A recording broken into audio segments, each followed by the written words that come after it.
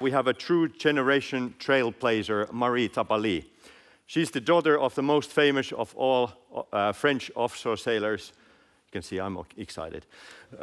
But she has successfully stepped out of her father's shadow to carve her own path in offshore and ocean sailing. Marie began sailing at young age and including aboard record-breaking yacht Geronimo.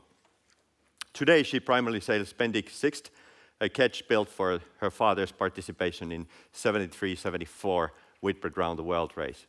Most recently, she made a history of winning line honors in the Ocean Globe race with the same boat. And when it comes to the meter boat sailing, her love are the yachts of the international 15 meters, which class she has actually 5-time champion. Welcome, Marie.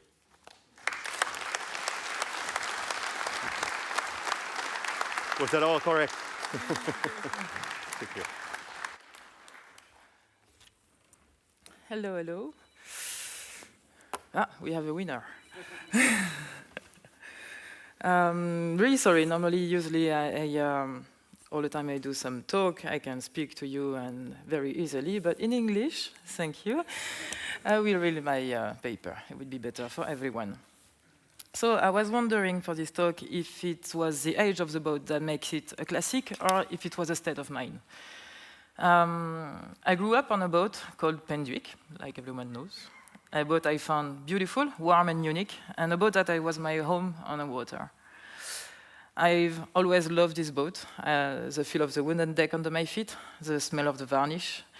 It's still in my hand. It's not the good one. No, it's not the good one. Well, I will improvise. Sorry, I had a very beautiful picture, but it's not a good one. So we lived aboard as a family, sometimes even with a dog, spending all our summer vacations here. To be honest, at the time, I had no idea that this boat was unique in the yachting world. It was unique for me. It was natural for me to be with him and to spend time with him. And yes, when it comes to Pen Duick and Pen Duick VI, it's a he and not a she. Sorry. I spent a good part of my childhood aboard him, between cruises and outrigger events, which were quite a few at the Atlantic coast at the time. In those days, there were regatta, of course, but also a lot of maneuvering contests, where crews would challenge each other to see who could manage to take a mooring under sail in the most efficient way and elegant way, before lining up on a row along the boom in front of a panel of judges. Mediterranean and Atlantic regatta are very different. Atlantic boats are smaller and budgets are much tighter. In general, these boats belong to association or owner who sacrifice everything for them. It's a popular, warm and friendly atmosphere. And this little regatta living at the port and island in summer, like in Noirmoutier or Douarnenez. From time to time, we've seen some very big events, like the Regatta du Golfe in the Morbihan or the Fête Maritime in Brest, every 4 years, which bring together thousands of sailors from all over the world. By the time, we mainly raced against a boat called Pesa, a 1911 Max Horst design, with a 15-meter class bow, 1 meter longer than Pen Duick. She beats us upwind, and we stuck to her downwind. Thanks to years of regatta and delivery trips, we create a solid friendship with the crew. And then there were Viola, normally there is a picture, sorry, 19085, who always welcomed me as a little sister. From those years, I learned the camaraderie, the good atmosphere, and the joie de vivre aboard this little jewel. I knew all the sailor songs. I slept in a sail locker, the big balloon gym being the best mattress, with Pen Duick VI mast above me, and the star as ceiling. I love this barefoot, hair in a wind lifestyle, and felt like I was living in a parallel world, a world of total freedom, and above all, a world which is my best friend, my best companion, was called Pen Duick. A little later, I discovered another aspect of classic boating, the Mediterranean regatta. And that's when I discovered that the world of classic sailing is much bigger than my little Atlantic regatta. I'm also discovering that Pen Duick, because of its age, its history, and a very special is very special rebuilt, is a bit of a special boat. I start out hitchhiking on the Mediterranean Sea, first aboard Cambria and Mariquita. I could have done worse. And very soon I have stranded aboard Mariska, the 50-meter class. As the regatta progressed, I learned the code of the South and the rigor required by this type of crew. The love of the boat is the same as the Atlantic, but the boats are bigger and the crew more numerous. Goodbye, gypsy atmosphere. Welcome to the world of yachtmen.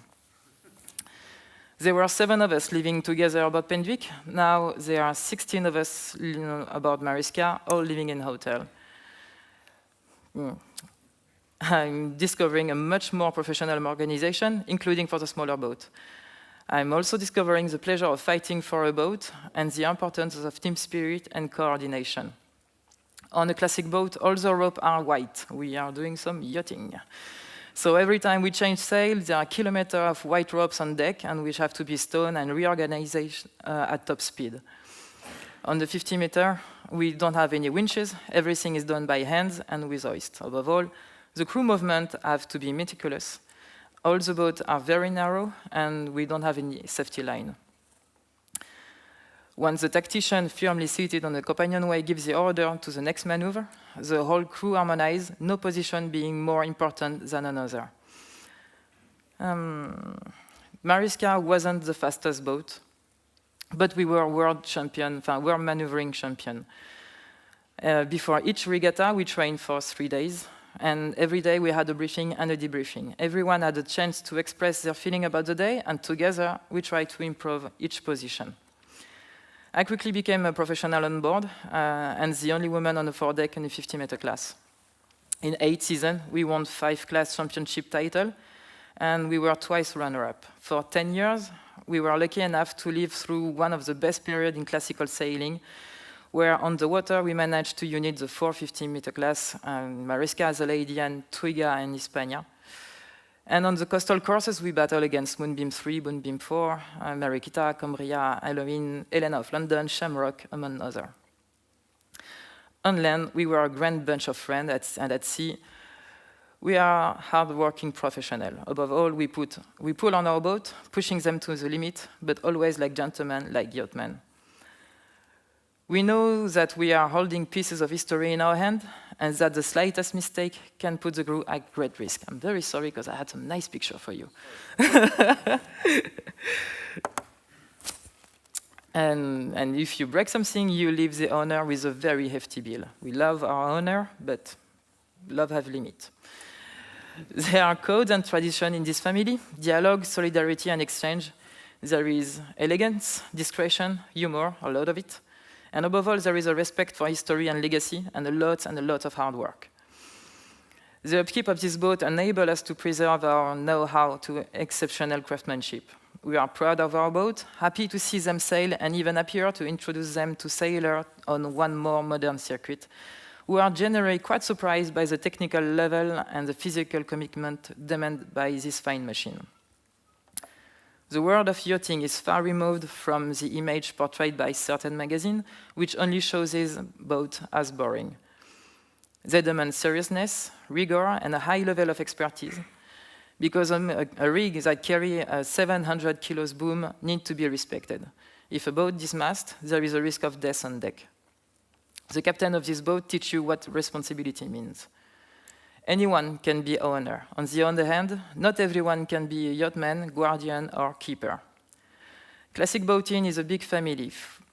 For a decade, we've been a family in love with this beautiful boat, big and small, some owned by rich people, some not, and we honestly don't care. With us, there is no divide, no cliques, just lovers, all at the service of this boat. Because let's face it, we are just a small part of the life of this boat. Pen Duic was born in 1898. My mother and I try to be his guardian as best we can, but we are only a small part of his life, and hope that he will continue his life long after we are gone. You are not the owner of your children. You're the guardian, keeper, or responsible party. Choose the term that suit you best, as long as you keep the spirit. I might as well tell you that the word owner is quite an insult for me. Viola, for example, had Yvon Roturo as her keeper. Yvon loves cigar, friend, and whiskey. And for almost 20 years, he brought together a bunch of crazy sailors who all fell in love with his 1908 5 design. Yvon met Kostya, who loves cigar, friend, and whiskey. Viola found in Kostya her new guardian. The band of crazy guys remained the same. For some of them, are friends for more than 25 years. There are still plenty of classics, despite the dozens that disappeared during the war, when their lead keel were salvaged to make ammunition. Some crazy people are re-embarking on major reconstruction, like Atlantic, Addix, Elena. I even heard that, I'm not sure about that, but some dockside rumor is even saying that Eleonora could rise from the ashes, but I don't know. But I'm a woman of the open sea and made to cut mile in straight line toward the horizon. And even if I do sail carbon boats from time to time, and I love them, doing classic on a modern boat is the best. A few years ago, I took command of Pen Duick VI. At 50 years old, he is a classic among modern, or a modern among classic. And let's face it, the most beautiful boat in the world. In my sight, the Ocean Globe Race 2023, a circumnavigation of the globe in the same condition as the 1973 Whitbread, which means without any satellite assistance. My crew was made of 70% amateur sailor and 30% professional sailor. I spent the entire 2022 season selecting my amateur sailor and the winter of 2022 training them. 2022 was the year of the 5 regatta, so I never had the chance to take part of it, so I took advantage of our participation to the Iron Race, and that's hard to say, Iron Race, oof, to branch off to Scotland. To my young sailor, what I tried to show them during this week was the pride and the joy we take in preserving this legacy, running this monument of history, and above all, the love we have to feel for this boat, which are our buddies, and which we all keep an eye on, whoever the owner or keeper are. On board, I have a naval architect and a carpenter who, thanks to William Collier, they were able to discover the Fife archive. Before designing something modern, I think it's very important to know where architects have been before. This week enabled my group to learn about this elegance of yachting, to feel part of Pen Duick VI, and to understand the importance of this history. I drew a lot of inspiration from this captain of classic yacht when forming my crew. Many classic yachtsmen are not professional and are therefore not motivated by money. For example, on board Moonbeam 4, normally you got a beautiful picture of Moonbeam 4. At each regatta, almost 30 volunteers take time off work to sail on one of the most beautiful boats in the world. But they are sailing in places where hotels are very expensive and as the transport cost. It's time spent away from their family, so it's a pleasure, but also a sacrifice. And yet, at every regatta, the boat is complete and performs well. Mick, ex-Moonbeam 4 captain, has managed to unite a team and get them moving in the same direction by taking things seriously at sea without taking ourselves too seriously on land. I won't describe the picture I chose for you right now, but it was nice. It's all very well sailing on a beautiful boat, but above all, it's a story of men and women from many different trades who have to work together.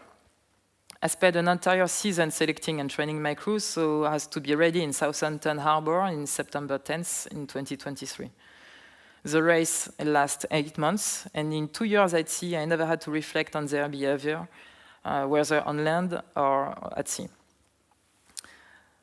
They are the first to want to wear the uniform I provide, and they are proud to wear Pen Duick VI colors. They are getting to grips with the boat and feel they belong to it. This boat is now a bit like home for them, and thanks to him, they have experienced a unique human adventure. I'm not going to tell you about this round-the-world trip here. I will have to give another talk. But I'm very happy because all these young sailors have had an extraordinary human and maritime experience. Of course, on this round-the-world trip, we found ourselves in some uncomfortable situation. Pen Duick VI is a fairly simple boat, 1 rope, 1 winch. But the force at work on this boat are incredible. if something breaks, or if a maneuver goes the wrong way, all hell breaks loose. It's a boat that doesn't tolerate amateurism, and yet there is a bunch of amateurs on board. My sailors turned out to have a great team spirit. They all had a vision on deck as well, and they all really looked for each other on deck. If you want a boat to work properly, you need two things: a low noise level and a crew to understand that no one position is more important than another. If the helmsman doesn't keep the boat balanced, it's a failure. It's a guy on the spinnaker pool shooks too late, it's a failure. If the guy at the runner doesn't put enough tension, it's a failure, even if everyone else is perfect. We are a team, and we have to act as one. That's also what I like about the Classic, this search for cohesion and harmony in the crew. About Pen Duick VI, there were 12 crew members. We have 13 sail, which give us a very large number of sail combinations. The choice of the best sail combination is always an interesting moment, making the best choice between what suits the boat, the crew state of fitness, whether it's day or night, and depending on the helmsman, depending on the weather, and I lost quite some hair. But it's also what enabled us to get the most out of the boat, to make some very fine upwind, average 10 knots in difficult sea condition, and to surf downwind with very regularly between 20 and 24 knots, our record being before Cape Horn at 29 knots. But that was very, very scary. I mean, really scary. It's absolutely not normal to go at 29 knots with a boat like Pen Duick VI. Since then, a large part of my crew has been training to become a professional sailor or in a profession related to the sea. I tell myself that if Pen Duick VI, even at over 50 years old, is still a source of pleasure, it has a bright future ahead of him. The time has come for me to pass on a different way. My boats have to be useful, and I've been looking for some time for a way to making them sustainable so that they are not dependent on me. I won't have any children. I've always been obsessed with their future after me. My mother and I are boat keeper, not boat owner. We belong to the boat, not the other way around. Our society needs human adventure, and there is nothing better than sailing with a crew. Being at sea and with a crew develops very strong values: solidarity, benevolence, listening, mutual aid, and empathy. Pretty much everything that we don't have right now. The world of pleasure boating is currently a very fragile state, despite a large number of enthusiasts. This fragility is due to the changing profile of the new leisure sailor, who, more than their predecessor, needs to be supported on their journey to the open sea. Younger sailors now prefer to turn to some sensational disciplines, such as surfing and kite surfing, which are easier and quicker to learn. Learning to sail remains a complex activity, which can be dangerous if not properly taught. But there are unmarried places where a novice sailor can seriously get to grips to the offshore. Like all legacies, legacy has an educational role to play, helping to pass on knowledge to younger generation, as well as to anyone interested in learning about the ocean and the open seas. Protecting our legacy means helping to pass it on from generation to generation and contributing to our collective memory. Legacy is often the place and occasion to encounter and sharing.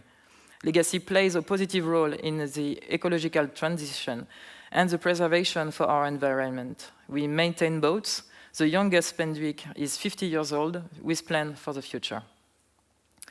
At the time when the yachting industry is having to completely rethink itself, it seems essential to us to preserve what already exists and what still works.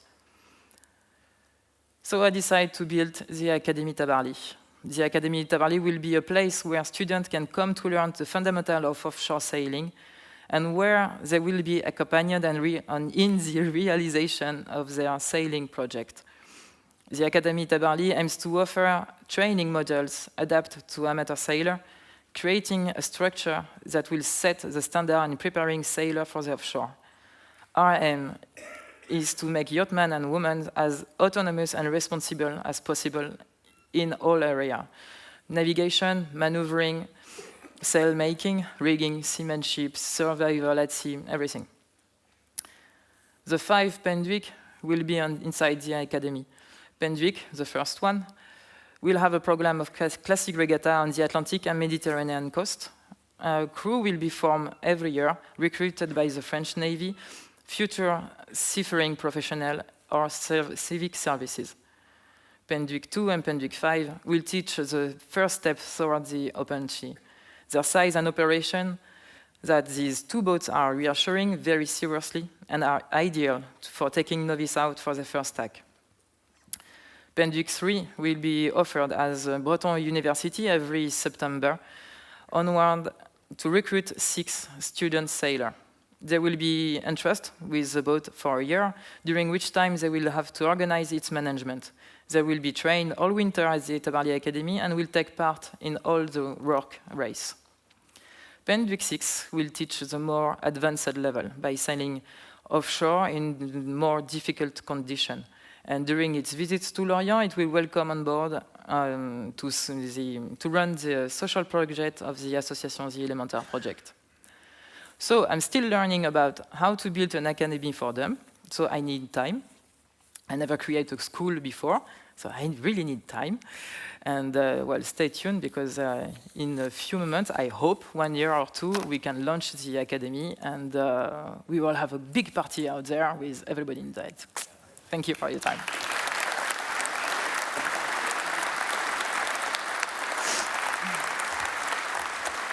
I'm going to die now. Sorry. Yeah, thank you.